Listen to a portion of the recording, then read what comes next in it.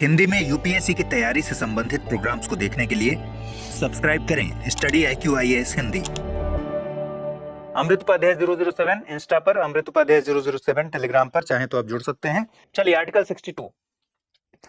अब सवाल है कि राष्ट्रपति प्रेसिडेंट का पोस्ट रिक्त हो जाए, खाली हो जाए, उस कंडीशन में क्या होगा। आर्टिकल 62 क्या कहता है?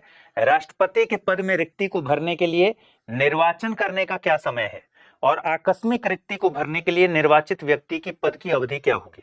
जिसका साधारण तौर पर मतलब क्या है कि मान लीजिए राष्ट्रपति का पद रिक्त हो गया, किन किन वजहों से रिक्त हो सकता है? राष्ट्रपति की मृत्यु हो सकती है, डेथ, ठीक है, या राष्ट्रपति हमने देखा था कि पद त्याग सकता है, रिजाइन कर सकता है। किसको रिजाइन सौंपेगा? अपना राष्ट्रपति अपना इस्तीफा उपराष्ट्रपति को देंगे और उपराष्ट्रपति लोकसभा अध्यक्ष को सूचना देंगे। और जनरली ये किताबों में आपको मिलेगा नहीं, ये बेयर एक्ट से हमने पढ़ा है। तो बेयर एक्ट में साफ साफ लिखा हुआ है कि लोकसभा अध्यक्ष को इसकी सूचना तुरंत देनी होती है। लेकिन क्वेश्चन ऐसे ही पूछ लिया जाता है, उस समय आपको लगेगा कि किताब से तो आया ही नहीं, जबकि बेयर एक्ट में साफ साफ लिखा हुआ है, क्लॉज में दिया हुआ है कि इसकी सूचना तुरंत ही लोकसभा अध्यक्ष को क्या करना है, दी जाएगी। ठीक है, नीचे लिखा हुआ है। चलिए, अब राष्ट्रपति की पद की रिक्ति को भरने के लिए निर्वाचन का समय, और दूसरी बात कि आकस्मिक अगर रिक्ति हो गई तो जो भी व्यक्ति निर्वाचित होगा वो कितने टर्म के लिए होगा। मतलब मान लीजिए कि राष्ट्रपति के निर्वाचन जो पदावधि है वो हमने देखा 5 साल है। मान लीजिए कि 3 साल के उपरांत, 3 साल के बाद किसी वजह से राष्ट्रपति का पद खाली हो गया और उपराष्ट्रपति को कार्यवाहक राष्ट्रपति बना दिया गया। लेकिन सवाल है कि क्या वो अगले 2 साल के लिए, बचे हुए 2 साल के लिए राष्ट्रपति के पद पर रहेगा, या फिर उसका एक नया टर्म शुरू होगा कि जिस दिन से वो उपराष्ट्रपति राष्ट्रपति के तौर पर काम करना शुरू करेगा तो अगले 5 साल काम करेगा, या फिर कोई एक स्पेसिफिक टर्म है जिसमें वो काम करेगा, उसके बाद चुनाव कर लिया जाएगा। तो जाहिर सी बात है ये तमाम सवाल आपके मन में आ रहे होंगे। उसी का निवारण इस आर्टिकल में है, आर्टिकल 62 में। ठीक है, राष्ट्रपति के पद में पदावधि की समाप्ति से जो रिक्ति हुई उसको भरने के लिए निर्वाचन होगा पदावधि की समाप्ति से पहले ही। इसका मतलब क्या हुआ? 62 एक कहता है कि पद की अवधि खत्म होने से पहले ही इलेक्शन करा लेना है।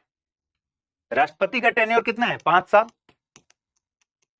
ठीक है, तो 5 साल खत्म होने के बाद इलेक्शन का प्रोसेस शुरू होगा ऐसा नहीं है। 5 साल खत्म होने के पहले ही इलेक्शन करा के और आपको नया राष्ट्रपति चुन लेना है, ताकि पुराने राष्ट्रपति की जो अंतिम कार्य दिवस जो व्यक्ति का होगा उस दिन आपके पास एक नया व्यक्ति राष्ट्रपति के तौर पर चुना हुआ होना चाहिए जो पदभार ग्रहण कर ले, 1 मिनट का भी गैप ना रहे इस पद में।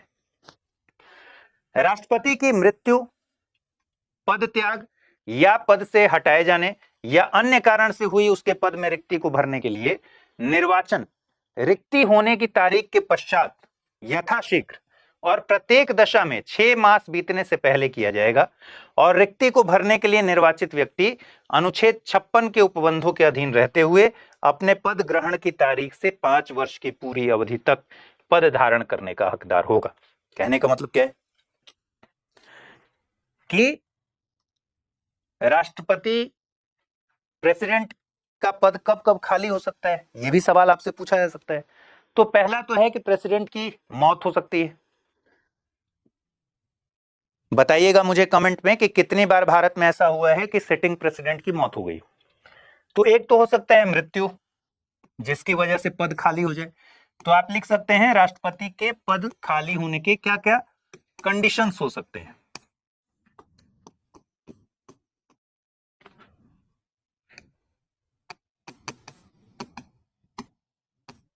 ठीक है, एक हो गया मृत्यु, दूसरा हो गया कि वो अपना रिजाइन दे दे, इस्तीफा दे दे, तो भी पद खाली हो जाएगा। ठीक है, तीसरा हो गया महाभियोग, आर्टिकल 61। महाभियोग किस वजह से होगा? संविधान का अतिक्रमण करने पर। सिर्फ एकमात्र जो आधार है वो क्या है? संविधान का अतिक्रमण करने पर राष्ट्रपति को महाभियोग की प्रक्रिया से रिमूव किया जा सकता है, हटाया जा सकता है, ठीक है, तो भी पद खाली हो जाएगा। और एक और बात ध्यान रखिए, मीडिया में बहुत ज्यादा चलता है कि महाभियोग को लेकर कि सुप्रीम कोर्ट के न्यायाधीश पर महाभियोग की प्रक्रिया। संविधान में सिर्फ और सिर्फ प्रेसिडेंट के लिए इंपीचमेंट वर्ड का जिक्र है, ठीक है, तो इंपीचमेंट का जो प्रोसेस है, महाभियोग का जो प्रोसेस है, वो सिर्फ और सिर्फ प्रेसिडेंट के लिए है इंडिया में। यही संविधान की स्थिति है, ठीक है। तो आर्टिकल 61 के जरिए संविधान का अतिक्रमण हो तो भी पद खाली हो जाएगा, जब इंपीचमेंट का संकल्प पारित हो जाएगा तब। एक और कंडीशन क्या हो सकता है?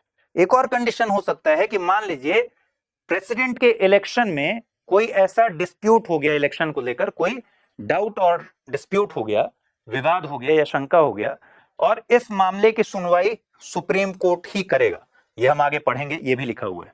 तो सुप्रीम कोर्ट ने इस मामले की सुनवाई की, उसकी जांच की और बाद में इस पूरे निर्वाचन को ही इनवैलिड करार दिया, ठीक है। इसका मतलब जिस प्रेसिडेंट का इलेक्शन हुआ था उस पूरे प्रोसेस में कुछ ऐसी बात हुई जिसकी वजह से उस पर डाउट हुआ, उसको क्लेम किया गया और फाइनली सुप्रीम कोर्ट ने उसको इनवैलिड करार दिया, अवैध करार दिया। उस कंडीशन में भी एससी के निर्णय से, निर्वाचन संबंधी निर्णय से ये पद खाली हो जाएगा, ठीक है। ऐसी किसी भी स्थिति में यथाशीघ्र, जितनी जल्दी हो सके, पद खाली होने के बाद यथाशीघ्र इलेक्शन कराना है और किसी भी हाल में 6 माह के भीतर इलेक्शन का प्रोसेस होगा, यानी अगले राष्ट्रपति का चुनाव होगा। इसका दूसरा मतलब क्या है? इसका दूसरा मतलब यह है कि जब राष्ट्रपति का पद खाली होगा तो उस कंडीशन में क्या, कौन कार्यवाहक राष्ट्रपति बन जाता है? उपराष्ट्रपति। ये भी हम देखेंगे कि ये जो उपराष्ट्रपति कार्यवाहक राष्ट्रपति के तौर पे काम करेंगे, वो मैक्सिमम कितने समय के लिए कार्यवाहक राष्ट्रपति के तौर पर काम कर सकते हैं? कि जब प्रेसिडेंट का पद खाली हुआ किसी भी वजह से, उपराष्ट्रपति को कार्यवाहक राष्ट्रपति के तौर पर जिम्मेदारी मिली, तो अब मैक्सिमम उपराष्ट्रपति कितने समय तक कार्यवाहक राष्ट्रपति के तौर पर काम करेंगे? 6 महीने, ठीक है। ये एकदम स्पष्ट है। क्यों? क्योंकि यहां स्पष्ट लिखा हुआ है कि राष्ट्रपति की मौत हो जाती है, पद का त्याग करते हैं, पद से हटा दिए जाते हैं, या किसी भी कारण से अगर वो सीट खाली हुआ है तो निर्वाचन जितनी जल्दी हो सके की जाएगी और हर कंडीशन में 6 महीना बीतने से पहले कर लिया जाएगा, ठीक है। और ऐसा व्यक्ति जिसको निर्वाचन किया जाएगा, अब उसका टर्म क्या होगा? तो अब इसमें ध्यान रखिए, एक चीज तो आप समझ लिए कि भाई कार्यवाहक राष्ट्रपति जो है, जो कि उपराष्ट्रपति ही है, दोनों बातों में अंतर क्या है? कार्यवाहक राष्ट्रपति मैक्सिमम 6 महीने तक, अधिकतम 6 महीने तक रह सकता है, वो उपराष्ट्रपति हो या फिर सुप्रीम कोर्ट का मुख्य न्यायाधीश हो या फिर कोई वरिष्ठ न्यायाधीश हो, वो अभी हम देखेंगे आगे। अभी के लिए मान लीजिए सिर्फ उपराष्ट्रपति को ध्यान में रखिए कि कार्यवाहक राष्ट्रपति के तौर पर उपराष्ट्रपति ने अपनी जिम्मेदारी को संभाला है, तो अधिकतम 6 महीने तक रह सकता है। और जैसे ही 6 महीने के भीतर इलेक्शन होगा तो नया व्यक्ति जो होगा उसका टर्म कितना होगा? फिर से वही टर्म होगा, 5 साल। इसका मतलब कि राष्ट्रपति की मौत अगर 3 साल पर हो गई है, ठीक है, राष्ट्रपति की मौत मान लीजिए 3 साल पर हो गई है, तो बचा हुआ है अभी 2 साल। तो एक कंडीशन और क्या हो सकता था कि यहां इलेक्शन हो और कहा जाए कि अगले 2 साल तक आप राष्ट्रपति रहेंगे और फिर से इलेक्शन होगा। बात स्पष्ट है। एक कंडीशन ये भी हो सकता है ना कि भाई 3 साल के बाद अगर राष्ट्रपति की मौत हो गई या किसी वजह से पद खाली हो गया तो 2 साल बचे हुए हैं उसके, तो नया इलेक्शन हो, 2 साल के लिए उसको टर्म दिया जाए और फिर से इलेक्शन हो। लेकिन ऐसा नहीं है। यहां क्या लिखा हुआ है कि रिक्ति को भरने के लिए जो भी निर्वाचित व्यक्ति होगा वो अपने पद ग्रहण की तारीख से 5 साल के पूरे टर्म तक राष्ट्रपति का पद धारण करेगा। तो मान लीजिए कभी अगर क्वेश्चन आ जाए तो इसमें कंफ्यूज नहीं होना है। दोस्तों, अगर आप यूपीएससी एस्पिरेंट हैं तो आपके लिए गेम चेंजिंग अपॉर्चुनिटी है स्टडी आईक्यू का नया संपूर्ण बैच, एक कॉम्प्रिहेंसिव प्रोग्राम जिसमें टॉप एजुकेटर्स के साथ 1000+ आवर्स की live classes, personalised mentorship and hand written notes से लेकर पीआरपी एमआरपी जैसे इंटेंसिव प्रोग्राम्स हैं। प्रीलिम्स और मेंस स्कॉलरशिप के तहत प्रीलिम्स क्लियर करने पर पूरी फीस रिफंड हो जाएगी। टॉप परफॉर्मर्स के लिए हर मंथ 11,000 रुपीज का cash reward, economically weaker sections के लिए स्पेशल उड़ान स्कॉलरशिप भी है। X secretary Anil Swarup sir खुद गाइड करेंगे आपको इस जर्नी में। स्टडी आईक्यू पर 2 करोड़ इंडियंस का ट्रस्ट है और अब संपूर्ण बैच के साथ आपका यूपीएससी ड्रीम भी होगा अचीव। सिल्वर, गोल्ड या platinum, choose the plan that fits your needs. आपको करना क्या है, स्टडी आईक्यू वेबसाइट पर जाइए, यूपीएससी संपूर्ण बैच पर क्लिक कीजिए and once you click on buy now आप देख सकते हैं डिस्काउंट कोड्स। वहां पर टाइप कीजिए अमृत लाइव एंड आपको मिलेगा सबसे lowest price and obviously your IAS journey starts here. अब है आर्टिकल 65। अब आर्टिकल 63 से लेकर 69 तक सीधे सीधे उपराष्ट्रपति के बारे में प्रावधान है जो हम आगे पढ़ेंगे, लेकिन 65 जो है वो प्रेसिडेंट से भी जुड़ता है, तो इसलिए 65 को पढ़ते हुए चलेंगे।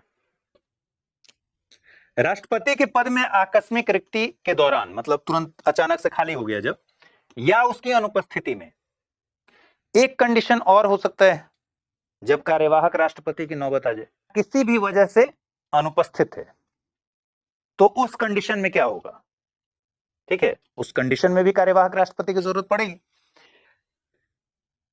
तो राष्ट्रपति के पद में आकस्मिक रिक्ति के दौरान या फिर उसकी अनुपस्थिति में उपराष्ट्रपति का राष्ट्रपति के रूप में कार्य करना या उसके कृत्यों का निर्वहन करना, ये कहता है आर्टिकल 65। राष्ट्रपति की मृत्यु हो गई, पद त्याग हो गया, पद से हटाया जाना या फिर अन्य कारण में वो भी आ गया, ठीक है, अन्य कारण में ये भी आ गया कि सुप्रीम कोर्ट ने हो सकता है उस पूरे इलेक्शन को ही खारिज कर दिया हो, तो चुना हुआ भी प्रेसिडेंट अब वैलिड नहीं बचा, तो उस वजह से भी खाली हो सकता है, और अपने कर्तव्यों का निर्वहन करने में सक्षम ना हो तो उस समय क्या होगा, वो पद खाली करना पड़ेगा, लेकिन एक टर्म के लिए खाली करना पड़ेगा, ठीक है। तो अन्य कारण में ये सारी चीजें हैं। तो इस किसी भी वजह से, वो मौत हो, पद त्याग हो, आर्टिकल 61 हो, महाभियोग हो या फिर अन्य कोई कारण हो, अगर राष्ट्रपति का पोस्ट खाली हो गया तो उपराष्ट्रपति उस तारीख तक राष्ट्रपति के रूप में कार्य करेगा जिस तारीख को ऐसी रिक्ति की भरने के लिए नया राष्ट्रपति अपना पद ग्रहण कर ले, जो हमने पहले पढ़ा 62 में भी तो यही पढ़ा ना हमने, कि जब पोस्ट खाली होगा तो क्या होगा, यथाशीघ्र इलेक्शन किया जाएगा और हर हाल में 6 माह के पहले कर लिया जाएगा। वही 65 में कह रहा है कि उपराष्ट्रपति उस तारीख तक राष्ट्रपति के पोस्ट पर राष्ट्रपति की जिम्मेदारियों का निर्वाह करेगा, जिसको हम कार्यवाहक राष्ट्रपति कह रहे हैं, जिस तारीख तक नया राष्ट्रपति चुन न लिया जाए, ठीक है, और अपना पद ग्रहण न कर ले। जब राष्ट्रपति अनुपस्थित, बीमार या अन्य किसी कारण से अपने कर्तव्यों का निर्वहन करने में असमर्थ है, तब उपराष्ट्रपति उस तारीख तक उसके कृत्यों का निर्वहन करेगा जिस तारीख को राष्ट्रपति अपने कर्तव्यों को फिर से संभालता है। 65(1) कहता है कि राष्ट्रपति की मृत्यु हो गई, पद त्याग हो गया, मतलब उसने रिजाइन कर दिया, या फिर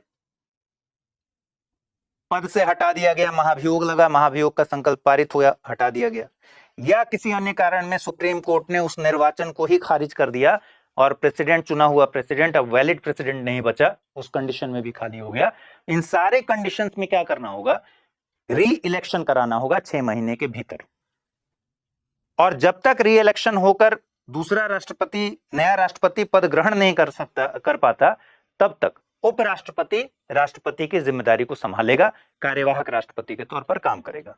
65 का ही क्लॉज 2 कहता है कि मान लीजिए किसी वजह से अनुपस्थिति हो गई राष्ट्रपति की, बीमारी की स्थिति हो गई या किसी भी कारण से अपना कर्तव्य निर्वहन करने में अगर वो उस समय असमर्थ है, तो उपराष्ट्रपति उस तारीख तक उसका काम करेगा जिस तारीख को राष्ट्रपति वापस आकर अपना पोस्ट संभाल नहीं लेता, अपना काम संभाल नहीं लेता। 65(2) की कंडीशन ही बिल्कुल अलग है।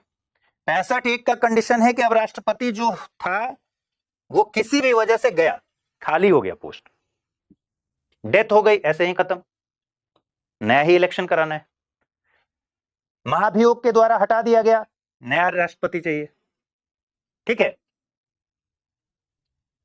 उसने रिजाइन कर दिया, नया राष्ट्रपति चाहिए। सुप्रीम कोर्ट ने इलेक्शन खारिज कर दिया, नया राष्ट्रपति चाहिए। उस कंडीशन में तो 6 महीने के भीतर इलेक्शन कराकर नया राष्ट्रपति ले आना है। लेकिन मान लीजिए, और उस समय कौन कार्यवाहक राष्ट्रपति है? उपराष्ट्रपति। लेकिन मान लीजिए कंडीशन ऐसी हो गई कि तबीयत खराब हो गई, किसी और वजह से अनुपस्थिति हो गई, तो नया राष्ट्रपति नहीं ले आना है, बल्कि उस समय तक कार्यवाहक राष्ट्रपति के तौर पर उपराष्ट्रपति काम करेगा जब तक कि वो फिर से आकर ज्वाइन ना कर ले। तो नए राष्ट्रपति का इलेक्शन इसमें नहीं होगा। उपराष्ट्रपति की डेथ हो जाएगी जब, तो फिर सुप्रीम कोर्ट के मुख्य न्यायाधीश को, यानी सीजेआई, भारत के मुख्य न्यायाधीश को कार्यवाहक राष्ट्रपति के तौर पर जिम्मेदारी संभालनी होगी। अगर मान लीजिए वो भी नहीं उपलब्ध हैं, उनकी भी अनुपस्थिति है, तो उस कंडीशन में सुप्रीम कोर्ट के सीनियर मोस्ट जज द्वारा यह जिम्मेदारी संभाली जाएगी। क्या है क्रम? उपराष्ट्रपति, अगर उपराष्ट्रपति नहीं है तो फिर सीजेआई, अगर सीजेआई भी नहीं है तो फिर सीनियर मोस्ट जज of supreme court, supreme court के वरिष्ठतम न्यायाधीश को जिम्मेदारी दी जाएगी। अब 65 का 3, उपराष्ट्रपति को उस अवधि के दौरान और उस अवधि के संबंध में जब वो राष्ट्रपति के रूप में कार्य कर रहा है, सारी वही सहूलियतें मिलेंगी जो राष्ट्रपति को मिलती हैं। इसका मतलब सीधा सा है कि उपलब्धि हो गया, वेतन भत्ता, जो भी ये सुविधाएं हैं, ये सब कुछ, सभी शक्तियां उन्मुक्तियां होंगी। ऐसी उपलब्धियों, भत्तों, विशेषाधिकारों का जो संसद विधि द्वारा अवधारित करे, ये सब कुछ मिलेगा वैसे ही जैसे कि राष्ट्रपति को मिलता है। जिस दौरान में उपराष्ट्रपति कार्यवाहक राष्ट्रपति के तौर पर काम करेंगे, सारी सुविधाएं वही मिलेंगी जो किसको मिलती हैं? राष्ट्रपति को मिलती हैं। तो ये है 65। अब है आर्टिकल 71, ठीक है, क्योंकि बीच में उपराष्ट्रपति वाला क्लॉज है, जब हम उपराष्ट्रपति पढ़ेंगे तो उसको समझेंगे। जैसे 52 में लिखा हुआ है ना कि भारत का एक राष्ट्रपति होगा, वैसे ही 63 में लिखा हुआ है कि भारत का एक उपराष्ट्रपति होगा। फिर उसके बारे में सारे प्रावधान हैं, वो हम लोग देख लेंगे।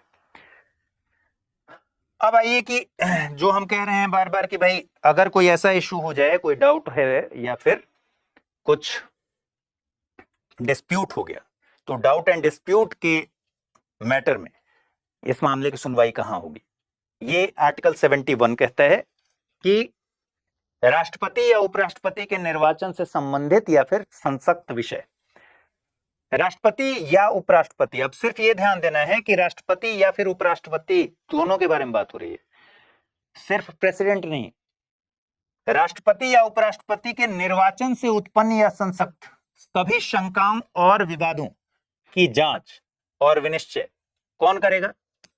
उच्चतम न्यायालय द्वारा किया जाएगा, यानी सुप्रीम कोर्ट द्वारा किया जाएगा। और उसका विनिश्चय मतलब जो भी वो निश्चय करेगा, जो भी डिसीजन लेगा, वो अंतिम होगा।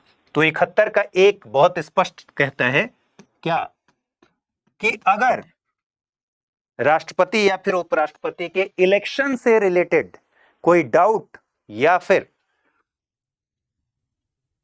कोई शंका हो जाए या फिर कोई विवाद हो जाए, डिस्प्यूट हो जाए, तो उस कंडीशन में सिर्फ और सिर्फ सुप्रीम कोर्ट उसकी जांच करेगा और डिसीजन लेगा, और सुप्रीम कोर्ट का डिसीजन इस मामले में अंतिम होगा। अंतिम होगा मतलब इस पर कोई और रिक्लेम नहीं किया जा सकता, फिर से कहीं और अपील नहीं की जा सकती। सुप्रीम कोर्ट ने जो डिसाइड कर लिया कि भाई निर्वाचन ठीक है या नहीं है, तो फिर वही अंतिम निर्णय।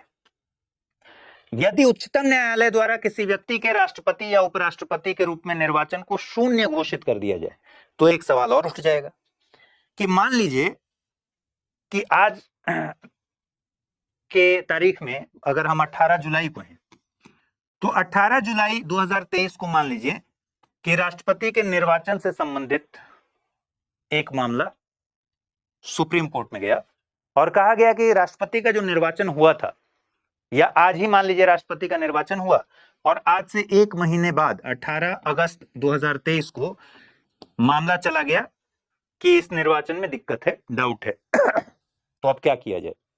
सुप्रीम कोर्ट ने जांच किया, जांच करके अगले 18 तारीख को, 18/9/2023 को सुप्रीम कोर्ट ने कहा कि राष्ट्रपति का जो इलेक्शन हुआ था वो इनवैलिड है, उसमें जो डॉक्यूमेंट्स दिए गए थे वो डॉक्यूमेंट्स वैलिड नहीं है, इसलिए राष्ट्रपति के निर्वाचन को खारिज किया जाता है। और ये क्योंकि अंतिम निर्णय है। तो अब सवाल है कि इन 2 महीनों में राष्ट्रपति ने जो काम किया 18 जुलाई 2023 से लेकर 18 सितंबर 2023 तक, उस काम को वैध मानेंगे या नहीं मानेंगे? तो आर्टिकल 71 का क्लॉज 2 यही कहता है कि अगर निर्वाचन को शून्य घोषित कर दिया गया है, जीरो कर दिया गया है, नल एंड वॉइड कर दिया गया है, तो उसके द्वारा जो काम किया गया है, राष्ट्रपति या उपराष्ट्रपति पद के शक्तियों का प्रयोग जो किया गया है, जो कर्तव्यों का पालन किया गया है, उस कार्य को अविधि मान्य, यानी उस कार्य को इनवैलिड नहीं मानेंगे जो काम कर चुका है। भाई राष्ट्रपति तो ऐसा पद है ना जिससे हमने आर्टिकल 53 में क्या देखा कि सारे एग्जीक्यूटिव पावर्स किस में वेस्टेड हैं? प्रेसिडेंट में। इसका मतलब कि भारत सरकार के शासन संबंधी सभी कार्य पर किसके हस्ताक्षर होते हैं, किसके नाम से जाता है? प्रेसिडेंट के। तो काम तो लगातार चल रहा होगा। तो मान लीजिए कि इलेक्शन इनवैलिड हो गया। अब इनवैलिड हो गया तो सवाल है कि इस बीच जो काम हुआ होगा, राष्ट्रपति ने हस्ताक्षर किया होगा, कई सारे बिल जो दोनों सदनों से पास होकर राष्ट्रपति के पास हस्ताक्षर करने के लिए गए होंगे, क्या वो वैलिड होंगे या नहीं होंगे? राष्ट्रपति या उपराष्ट्रपति के रूप में जो कार्य पद की शक्तियों का प्रयोग किया गया है, कर्तव्यों का निर्वहन किया गया है, जो डिसीजंस लिए गए हैं, वो हमेशा वैलिड होंगे। ठीक है, ये बात ध्यान पे रखना है।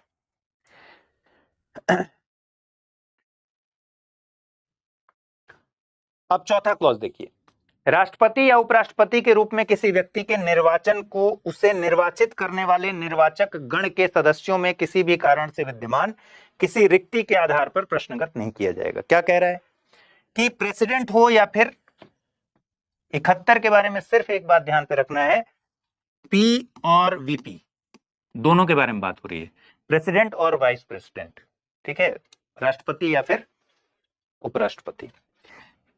तो 71 का जो 4 कह रहा है कि जो कॉलेजियम है, इलेक्टोरल कॉलेज जो है प्रेसिडेंट और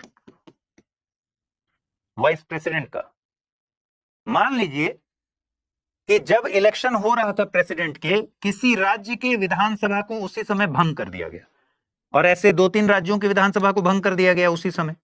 अब क्योंकि ये राज्य की विधानसभा को भंग कर दिया गया है, तो इलेक्टोरल कॉलेज में इस राज्य के विधानसभा के निर्वाचित सदस्य भी हैं।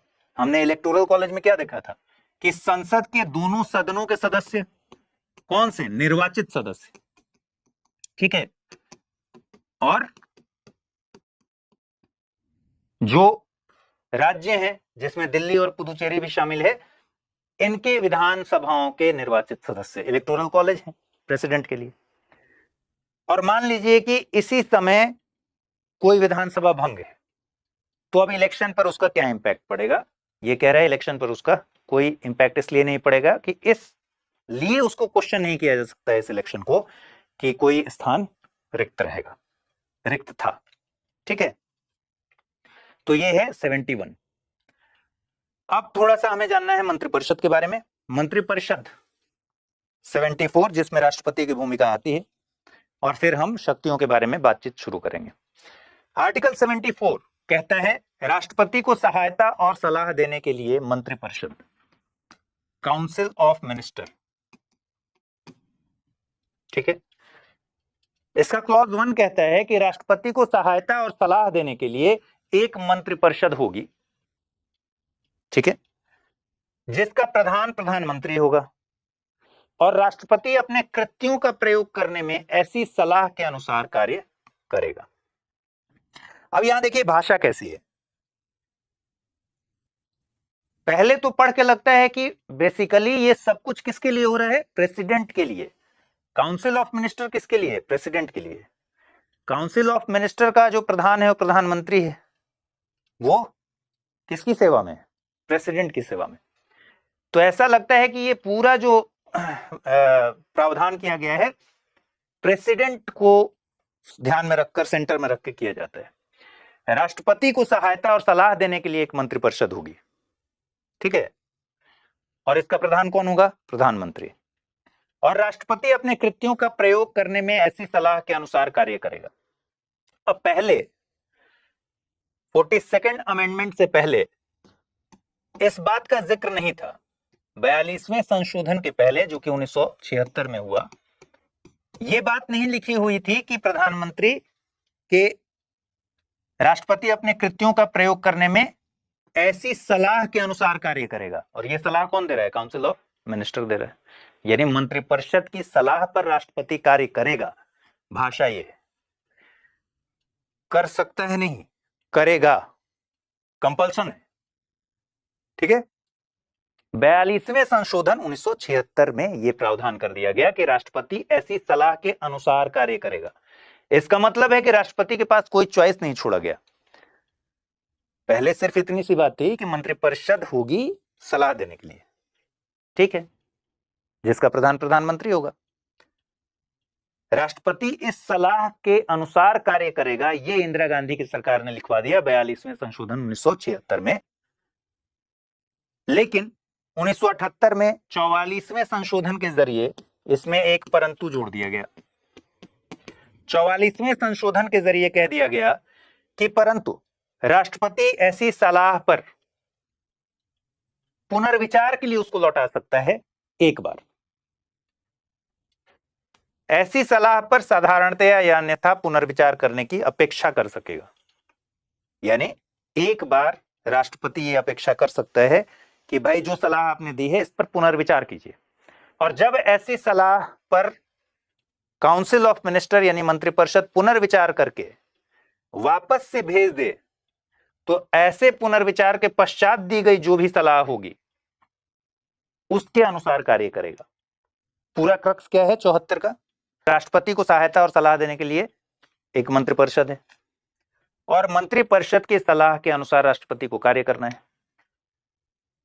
लेकिन राष्ट्रपति एक बार पुनर्विचार के लिए सलाह को लौटा सकता है, पर जब लौटा देगा और फिर जो उधर से सलाह आएगी मंत्रिपरिषद द्वारा उसको मानना पड़ेगा। ठीक है, तो एक बार पुनर्विचार के लिए लौटा सकता है। ठीक, यह है आर्टिकल 74। और यहीं से आपको समझना है कि जहां भी राष्ट्रपति की जनरली भूमिका है वो बेसिकली जहां भी लिखा होगा कि राष्ट्रपति नियुक्ति करेगा, बेसिकली किसकी सलाह पर करेगा? मंत्रिपरिषद की सलाह पर करेगा। तो राष्ट्रपति खुद से नहीं कर रहा। ठीक है, अटॉर्नी जनरल ऑफ इंडिया की नियुक्ति राष्ट्रपति द्वारा की जाती है। किसकी सलाह पर की जाती है? मंत्रिपरिषद। मंत्रिपरिषद मतलब सरकार की सलाह पर। तो यहां से समझना है कि जहां भी इस तरह के वाक्य आएंगे कि राष्ट्रपति द्वारा यह किया जाता है, राष्ट्रपति द्वारा वो किया जाता है, कुछ एक जगहों को छोड़ दें तो मैक्सिमम जगहों में 90% जगहों 95% जगहों पर वो मंत्रिपरिषद की सलाह होती है। राष्ट्रपति जो एक भाषण भी पढ़ते हैं वो बेसिकली मंत्रिपरिषद की सलाह होती है, सरकार द्वारा तैयार की गई चीज होती है। ठीक है। दूसरा, इस प्रश्न की किसी भी न्यायालय में जांच नहीं होगी कि क्या मंत्रियों ने राष्ट्रपति को कोई सलाह दी है, और अगर दी है तो क्या दी है। ठीक है भाई, पहले में ये कह रहा है ना कि मंत्रिपरिषद सलाह देगा राष्ट्रपति को और राष्ट्रपति को उस सलाह के अनुसार कार्य करना होगा। एक बार पुनर्विचार के लिए लौटा भी सकता है, लेकिन पुनर्विचार के बाद जो सलाह आएगी उसको मानना होगा। यही लेमैन में इसका सार है। तो दूसरे क्लॉज में कह रहा है कि किसी न्यायालय में इस बात पर विचार नहीं किया जाएगा, कोई जांच नहीं की जाएगी कि मंत्रियों ने कोई सलाह दी है मंत्रिपरिषद ने या फिर नहीं दी है, इस बात पर कोई बात नहीं होगी। और अगर दी है तो क्या सलाह दी है, इस पर भी न्यायालय में जांच नहीं की जाएगी। ठीक है। अब है राष्ट्रपति की शक्तियां, जिसमें बहुत तरह की शक्तियां हैं जो आपकी किताब में भी दिया हुआ है। कार्यकारी शक्तियां, विधायी शक्तियां, वित्तीय शक्तियां, न्यायिक शक्तियां, कूटनीतिक शक्तियां, सैन्य शक्तियां और आपातकालीन शक्तियां। तो हम क्या करेंगे, एक एक करके शक्तियों को पढ़ेंगे और फिर प्रेसिडेंट से रिलेटेड लगभग सारी चीजें हो जाएंगी। कार्यकारी शक्तियों में देखिए क्या क्या चीजें हैं। आर्टिकल 53 आपको ध्यान पर है, क्या कहता है? एग्जीक्यूटिव पावर किसमें है भारत के? एग्जीक्यूटिव पावर किसमें निहित है? प्रेसिडेंट में। ठीक है।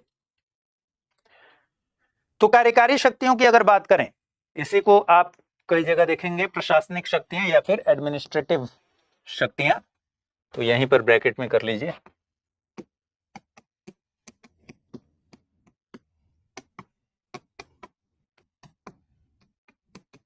ठीक है। भारत सरकार की सभी कार्यपालिका कार्रवाई किसके नाम से होगी? राष्ट्रपति के नाम से। यानी शासन से रिलेटेड जो भी आदेश निकाले जाएंगे वो कौन निकालेगा? मंत्रिपरिषद की सलाह पर राष्ट्रपति निकालेगा, क्योंकि राष्ट्रपति के नाम पर होगा। और ये बहुत स्पष्ट लिखा हुआ है आर्टिकल 77 में, 77 के क्लॉज 1 में। देखिए आर्टिकल 77, भारत सरकार के कार्य का संचालन। भारत सरकार की समस्त कार्यपालिका कार्रवाई राष्ट्रपति के नाम से की हुई कही जाएगी। ठीक है। दूसरा, राष्ट्रपति के नाम से किए गए और निष्पादित आदेशों और अन्य लिखतों को, अच्छा इसको छोड़ दीजिए, इसका कोई मतलब नहीं। ठीक है। फिर क्या है 77 का 3, राष्ट्रपति ऐसे नियम बना सकता है जिससे भारत सरकार के कार्य सहजता से हों और मंत्रियों के बीच इन कार्यों का आवंटन हो, ऐसे नियम बना सकता है। यह 77 के 3 में लिखा हुआ है। राष्ट्रपति भारत सरकार का कार्य अधिक सुविधा पूर्वक किए जाने के लिए नियम बनाएगा और मंत्रियों में उक्त कार्य के आवंटन के लिए नियम बनाएगा। तो क्या मतलब हुआ? मतलब हुआ कि भारत सरकार के कार्य को सहजता से करने के लिए नियम बनाएगा और इन कार्यों को मंत्रियों के बीच बांटने के लिए नियम बनाएगा। आर्टिकल 77(3) यह भी उसकी कार्यपालिका शक्ति है। अब ये नियम कहां बने हुए हैं? मंत्रियों के बीच कार्यों के आवंटन के लिए या भारत सरकार के कार्यों को सहजता से सुविधापूर्वक करने के लिए जो नियम बने हुए हैं वो राष्ट्रपति ने बनाया होगा। और राष्ट्रपति ने बनाया होगा मतलब किसकी सलाह पर बनाया होगा? काउंसिल ऑफ मिनिस्टर्स की सलाह पर बनाया होगा। इसका टेक्निकल मतलब सरकार ने बनाया होगा। तो बस ये ध्यान रखना है कि ये सारी चीजें जो राष्ट्रपति पढ़ेंगे वो बेसिकली मंत्रिपरिषद की सलाह पर है। तो राष्ट्रपति ऐसे नियम बना सकता है जिससे भारत सरकार के कार्यों को सुविधापूर्वक पूरा किया जा सके और इन कार्यों का मंत्रियों के बीच आवंटन हो, अलॉटमेंट हो सके, इसके नियम बना सकता है। तो नियम बना government of India transaction of businesses rules 1961। क्या है? रूल्स है। 1961 में ऐसा नियम बना। दूसरा, government of India allocation of business rules 1961, यानी 1961 में ये दो रूल बनाए गए। ठीक है।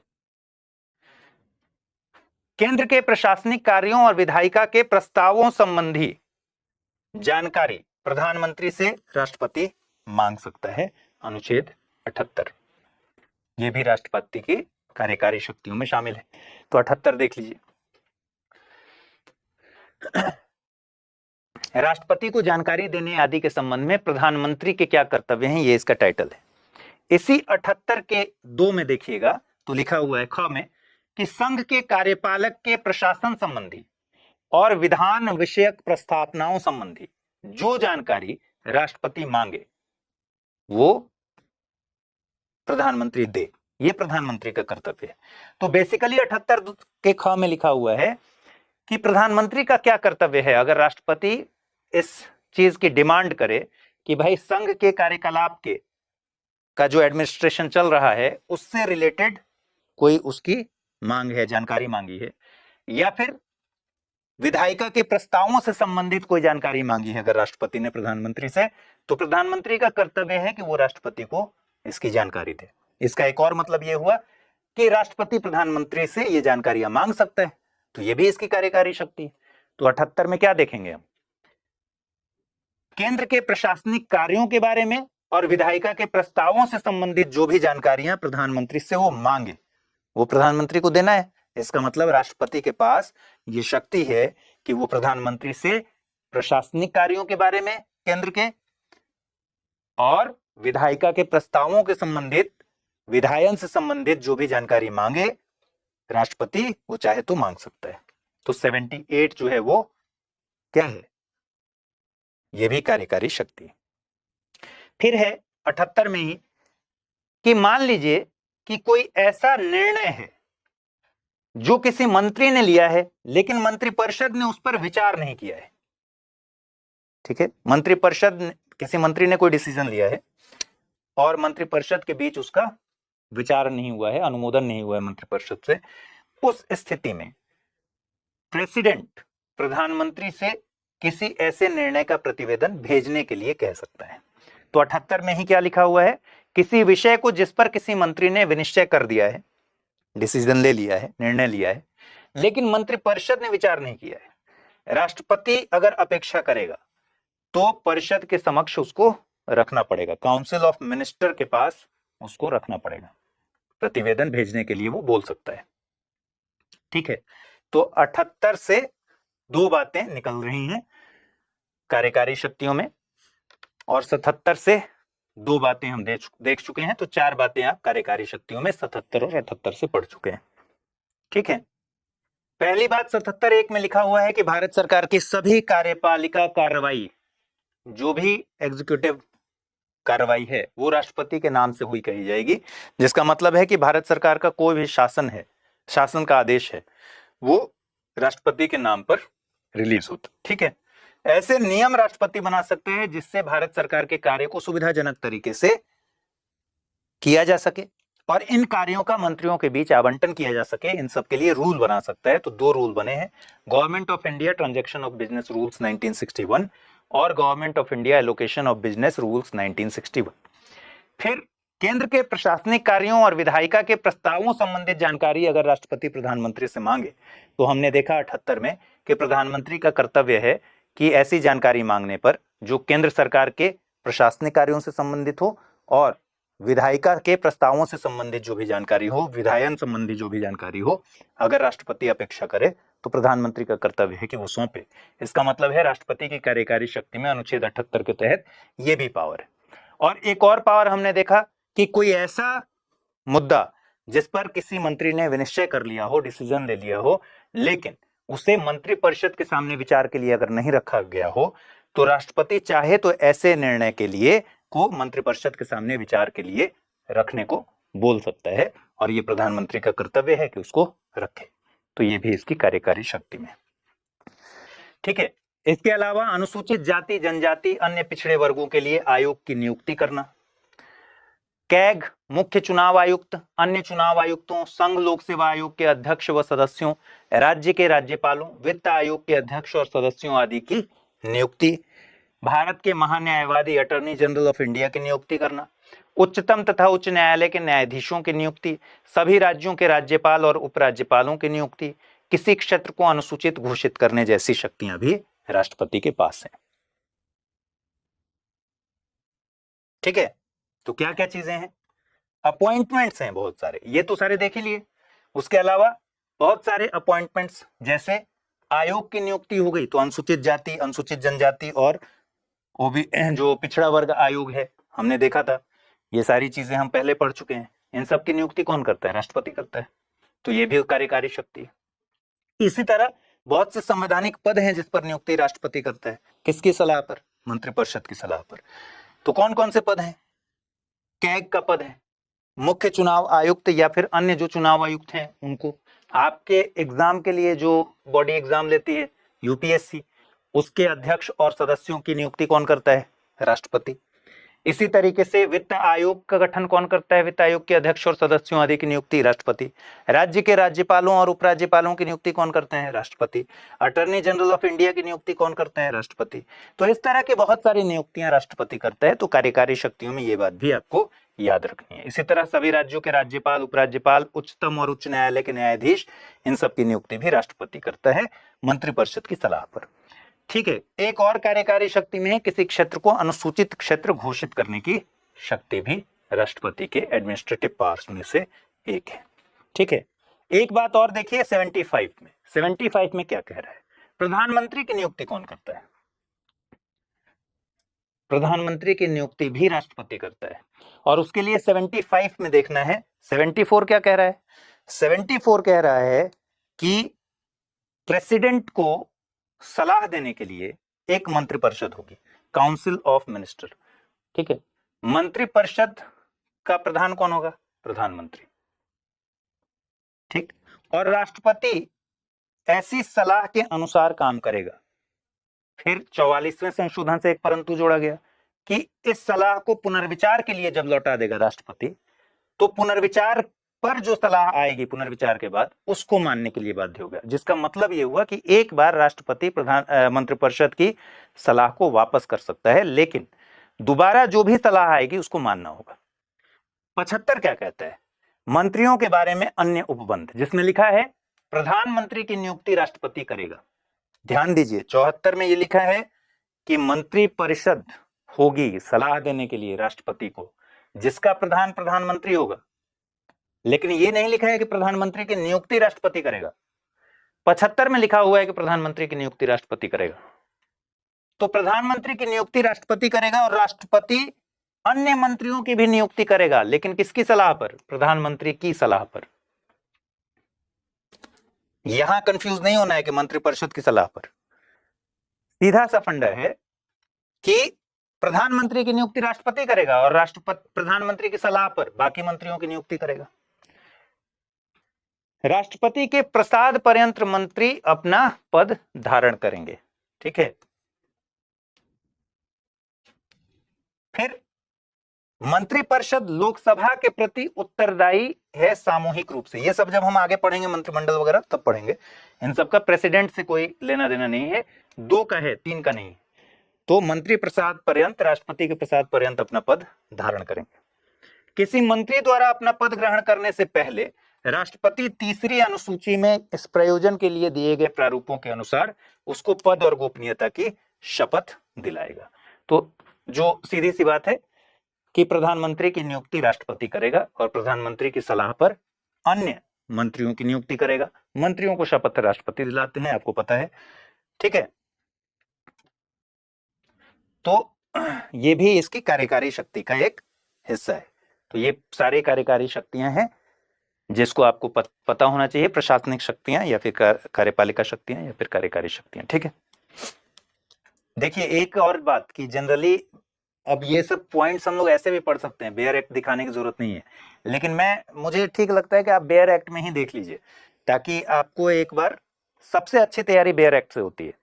तो आप सीधे सीधे संविधान को ही देख रहे हैं, उसी को पढ़ रहे हैं, अब उसमें एक एक लाइन नहीं पढ़ना है। ठीक है। कई सारी चीजें आपके काम की नहीं है या फिर उसको समझने की यहाँ जरूरत नहीं है, तो उसको छोड़ के ही आगे बढ़ेंगे। दोस्तों अगर आप यूपीएससी एस्पिरेंट हैं तो आपके लिए गेम चेंजिंग अपॉर्चुनिटी है स्टडी IQ का नया संपूर्ण बैच, एक कॉम्प्रिहेंसिव प्रोग्राम जिसमें टॉप एजुकेटर्स के साथ 1000+ आवर्स की live classes, personalised mentorship and hand written notes से लेकर PRP MRP जैसे इंटेंसिव प्रोग्राम्स हैं। प्रीलिम्स और मेंस स्कॉलरशिप के तहत प्रीलिम्स क्लियर करने पर पूरी फीस रिफंड हो जाएगी। टॉप परफॉर्मर्स के लिए हर मंथ 11,000 रुपीज का cash reward, economically weaker sections के लिए स्पेशल उड़ान स्कॉलरशिप भी है। X secretary Anil Swarup sir खुद गाइड करेंगे आपको इस जर्नी में। स्टडी IQ पर 2 करोड़ इंडियंस का ट्रस्ट है और अब संपूर्ण बैच के साथ आपका यूपीएससी ड्रीम भी होगा अचीव। सिल्वर, गोल्ड या platinum, choose the plan that fits your needs. आपको करना क्या है, स्टडी IQ वेबसाइट पर जाइए, यूपीएससी संपूर्ण बैच पर क्लिक कीजिए and once you click on buy now आप देख सकते हैं डिस्काउंट कोड्स। वहां पर टाइप कीजिए अमृत लाइव एंड आपको मिलेगा सबसे lowest price and obviously your IAS journey starts here. Hindi में यूपीएससी की तैयारी से संबंधित प्रोग्राम्स को देखने के लिए सब्सक्राइब करें स्टडी IQ IAS हिंदी।